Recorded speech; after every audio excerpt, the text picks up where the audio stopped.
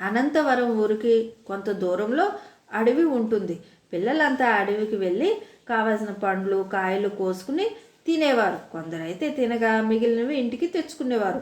ఒకరోజు చంద్రయ్య అనే పిల్లాడు పండ్లు తిందామని సంచి తీసుకుని అడవికి వెళ్ళాడు. పండ్లన్నీ చిటారు కొమ్మలకి ఉండటం వల్ల కోసుకోవడానికి చేత కాలేదు.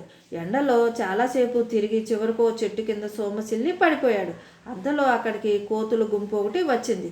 అతన్ని చూసి పాపం పండ్ల కోసం వచ్చినట్లున్నాడు, మనం సహాయం చేద్దాం అందో ఒక కోతి. సరేనన్నాయి మిగిలిన కోతులు. పెద్దవి చెట్టు మీదకి వెళ్ళి చిటారు కొమ్మల్ని కదిల్చి పండ్లు కింద పడేలా చేస్తూ చిన్నవి వాటిని సంచిలో వేశాయి. తర్వాత అక్కడి నుంచి వెళ్ళిపోయాయి. కొంతసేపటికి చంద్రయ్యకు మెలకువ వచ్చి చూస్తే తన చుట్టూ సంచి నిండా పండ్లు ఉన్నాయి. దూరంగా కోతులు చూసి అవే పండ్లను ఇచ్చాయని అర్థం చేసుకున్నాడు.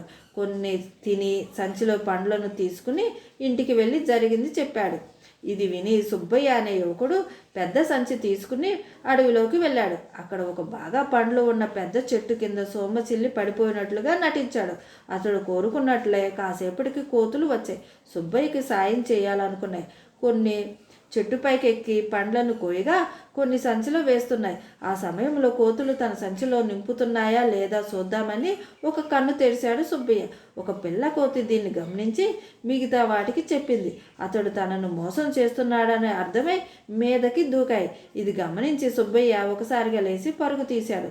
కొంత దూరం వెళ్ళాక ఒక పెద్ద ఆయన కోతుల్ని తరిమి అతన్ని రక్షించాడు. జరిగింది తెలుసుకుని సుబ్బయ్యను మందలించాడు.